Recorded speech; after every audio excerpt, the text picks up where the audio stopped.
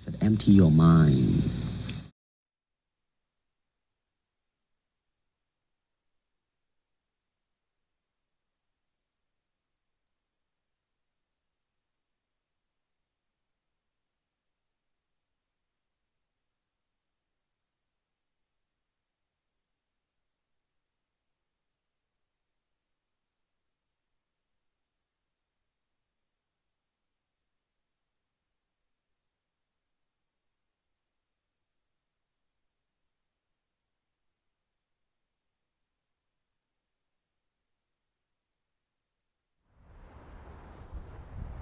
Hey everybody, my name's Master Wanish and I welcome you to the channel. If you haven't already, do me a favor, hit that like button. Be sure to 1-inch punch that bell notification and hit that subscribe button if you haven't already. And if you have any comments below, please leave me some comments. Let me know if you have any questions or if there's anything I can answer for you. I'd be happy to get to that. Now, before I get started with today's Wing Chun Kung Fu lesson, I want to just talk briefly about some things just quickly that we all know, but we all need to be doing and making die-hard rules in our everyday life. And that is, for one, washing our hands, not touching our face, wearing masks, and keeping some social distancing. Now, we've all heard these things before, and I just want to remind you that it's absolutely crucial. Why is it so crucial? Because for one, we touch something, we touch our face, that's how we're going to contract this virus, or we're going to have prolonged exposure next to somebody with this virus. Since there's an asymptomatic factor, meaning somebody could seem perfectly healthy, yet be spreading the virus, it just makes it all the more dangerous. So washing your hands is crucial more than ever. You have to be washing your hands. Washing your hands thoroughly on the front, the back, and between your fingers, real good. Get your knuckles really good, your fingertips really good, your thumbs really well, your wrists. You have to be washing your hands thoroughly. When you leave the house, carry some Purell with you and make sure anything you touch, you're washing your hands. Now, they say don't touch your face, but it's not really your cheeks or your chin or those items. It's your mouth, your nose, your eyes, your ears, any orifice. You have to be careful not to be touching with your hands. So just in general, try breaking the habit of touching your face. Something I do if I really have an itch is I'll use the inside of my shirt a little bit like that if I have to, and just try everything I can to not touch my face. They say don't wear masks. Masks aren't needed. Why do you think every person in every Asian country is wearing a mask? Because they are needed. We all should be wearing N95 masks in public and during a global pandemic. It's common sense, but they're trying to say, don't wear a mask because they're not trying to create panic because they're not available anymore. And everybody should have been well prepared with masks at the beginning of this, but unfortunately we were way behind the curve. At the very start of this, I told every single person, go out and get prepared, get masks, get toilet paper, get food, get water, get all the things you're gonna need in case you have to lock yourself down for 3 months. And everybody's like, oh, you're not gonna have to do that, that's being paranoid. And I'm like, I'm not trying to spread panic or paranoia. I'm trying to spread a simple message of being prepared. It can't hurt, it's food, it's toilet paper, things you're gonna use at some point anyways. Better than being in a line full of people fighting over toilet paper and a line full of sick people waiting for food, toilet paper, and water. Just get ahead of the curve. To me, it was a very clear picture. I'd never seen anything like that in the city of Wuhan. They blocked off an entire city full of dirt, not letting people in or out, and it was too late. The pathogen had already spread. People had clearly traveled out of that area. It was only a matter of time before it hit home. And now we're all dealing with this to the best of our ability. So crucial, wash your hands, don't touch your face, wear a mask, and social distancing. Now, wait a minute, I can't get a mask. Yeah, if you can't get an N95 mask, you can't get a surgical mask. And once again, the surgical masks don't really do anything. The N95 mask is the one that will protect you if it's in the air. Somebody coughed, that's the mask you would want. But then you would also need eye protection as well. So the thing is, with the masks, you can wear a bandana and some glasses and some gloves, just as a reminder not to be touching your face. So not so much even in case if it's in the air, just as a reminder, don't touch your face. Treat every person, I'm not saying you can't say hi, treat every person as if they're a carrier, treat every surface like it's on there, and do your best to wash your hands, not touch your face. And that's where glasses and masks and bandanas and all these things gloves can be an asset. And just in case you did touch something, it's a reminder not to touch your face. Very simple. So those are some die-hard rules we all need to be applying. Even with these rules, it's just going to be very simple to pick up this virus, so we have to do everything we can. This is not medical advice. I'm just sharing my thoughts on this. As well, diet, eating well, sleeping well, exercising. That's why the psyllium tau form and things like that are crucial to help build your immune system. There's numerous supplements from vitamin C, vitamin D, K2, vitamin A, zinc, selenium, black elderberry, echinacea, the list goes on and on and on. And I'm not recommending you just start pounding all these things back, but you might want to supplement a few of those things in just to help boost your immune system. We just want to have our immune system as tight as possible in case we get, or when we get hit with this, we're able to better fight this off. So that's my 2 cents on what's at hand, and I just want everybody to do all they can to take every layer of precaution you can. I recommend don't going to stores. Avoid the hospital at all costs if you can. Of course, if you're having shortness of breath, you're gonna probably need to go, but you know, if you just, have a little cough and a sore throat, I wouldn't be running to a hospital. The grocery stores where everybody's at now, since everything's closed, that's gonna be a great place to contract this thing. So try to get things delivered to your home, and any mail or package or anything you get delivered, I would treat as if the contagion is on that as well. My packages I put in my garage and I let sit for a few days, and then I'd handle everything with care still. I've heard it can last up for 24 hours on some surfaces, up to 72 hours.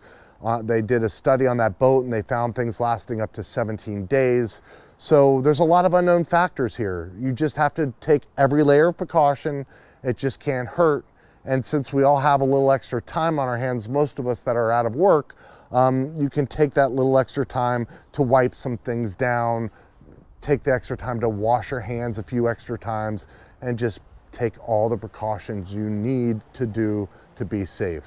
So that's my little rant for today on layers of protection, die-hard rules we should all be applying to our lives in this day and age.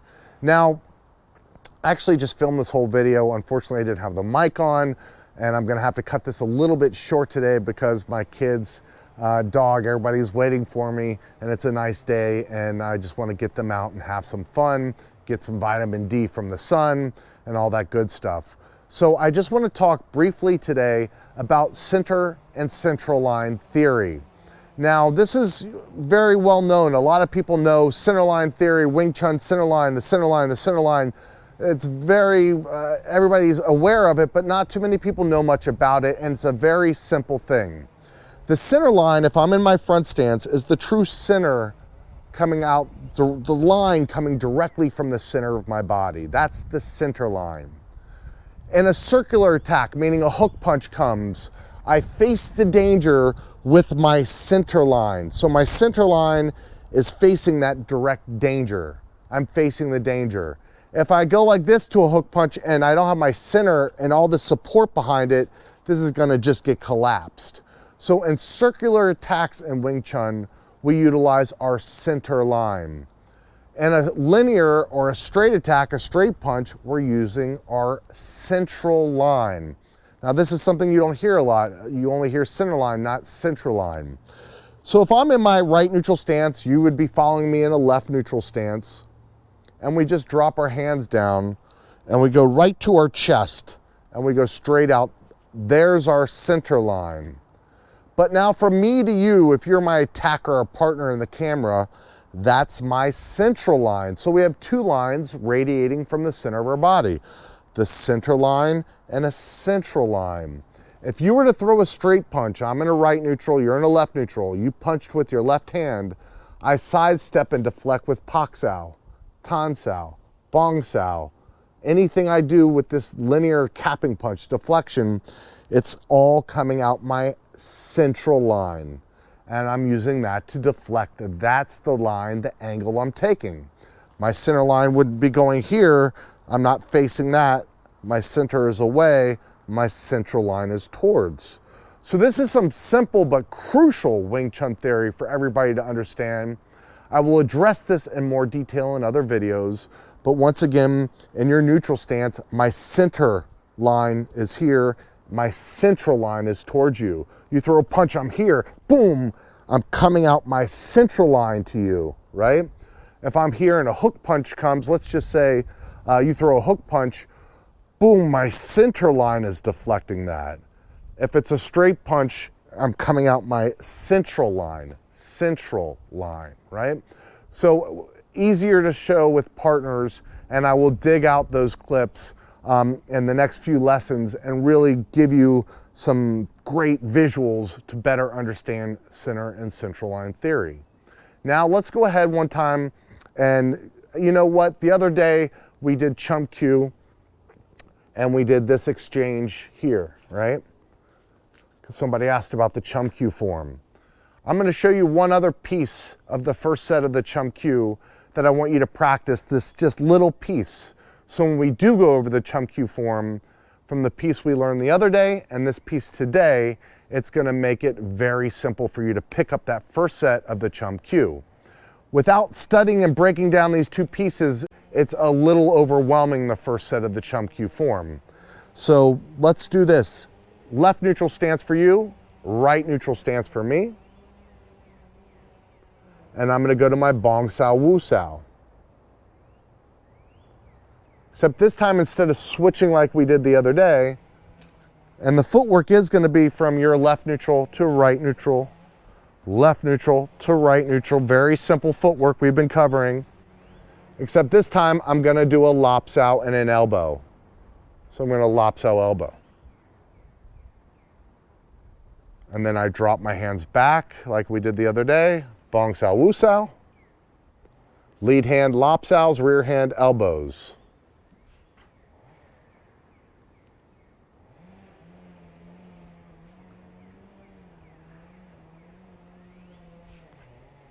It's like you're making a fist if there was a bar, like you're hanging on the bar here. Remember, lop sao's no thumb grab, so we're just bringing that here.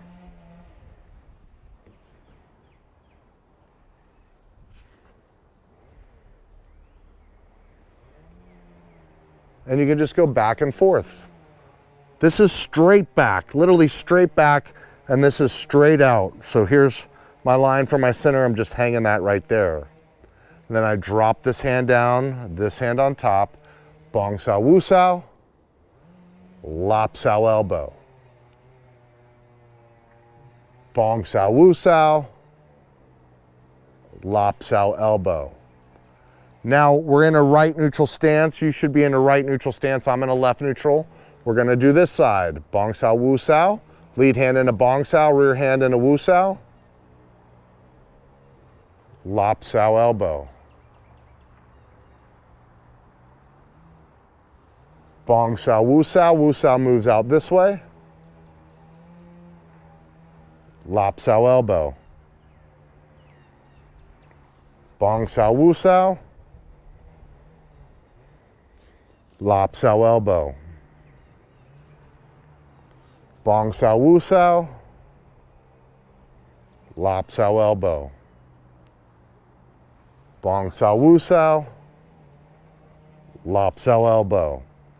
So if you practice that along with the section we did the other day, those individual pieces of the Chum Kue form, when we go over the Chum Kue form, it's going to seem so simple. It'll be so easy. Just in case my footwork was not in the camera, what I'm doing was from here, Bong Sao Wu Sao, lop sao elbow. Bong Sao Wu Sao, lop sao elbow. It's not about speed, it's about just getting good form. Bong sao out and up. And then that's what we were doing the other day, this switching. So if you work those two pieces down, like I said, it'll be so simple. Something else I want everybody to do, I've put a lot of this beginner Wing Chun content out there that you can practice on your own. So you should be waking up every morning and going over, or any time throughout the day you can, and go over the Silam Tao form. We have the whole form in detail on this YouTube channel. And then also the lesson I posted a few days ago with the students doing the Wing Chun warm-up, follow them through that warm-up. It's a great way for you to just get everything moving, work on your punching, your kicking, and all those things. Remember, when you're throwing your punch, your thumb should be here. I see a lot of people with their thumb here or here. Make sure the thumb is here. Also, go and watch, I have a video on this channel where I talk about why we punch the way we do. Very important. These are all aspects. All too often I'll go to students of Wing Chun, they've been training for years. Where do you put your vision in a fight? I watch the eyes, I watch the nose, I watch the shoulder, I watch the toes. All sorts of things come out, but an answer like they've never discussed that. I can't imagine a fighter studying how to fight, but never talking about where to put their vision in a fight. Makes no sense to me. This simple centerline theory, no idea. They just know, oh, Wing Chun centerline, it goes out of center. They don't understand how do we use it, how to apply it, or what it even really means. Why we punch the way we do. We punch this way. Why? I don't know. That's just how everybody does it. When you don't understand the art and you're just doing things because that's how everybody does it, that's what I call secondhand kung fu. That means you're just kind of following along blindly and not understanding the art. What I'm showing everybody here on this channel is how to truly understand the art of Wing Chun. Not just what we do, but why we do it and why it works so well. That way it's your kung fu. That's something my Sifu taught me. That way nobody can take this away from you. You understand it. You understand why it works. You'll understand how to apply it. So don't just be happy with following along. Hey, oh yeah, that's how it works, and doing things wrong. Understand how they work, why they work. That's why I'm always asking students, ask questions. At the beginning of class, who's got any questions? If you don't have any questions, then I don't need to be here, right? If you're studying and you're practicing, questions should be coming up, right? It's just that simple. So go back and look at some of these videos. Make sure you understand it. If I didn't explain something clearly enough, ask me, I'll go over it again, right? If you think something's wrong, right? Please feel free. We can have a debate about things. I'm totally open to that. As well, I got my webcam set up, so I'm looking forward to doing some live streams and live chats and interacting with people as well, especially as this channel grows. That'll be wonderful.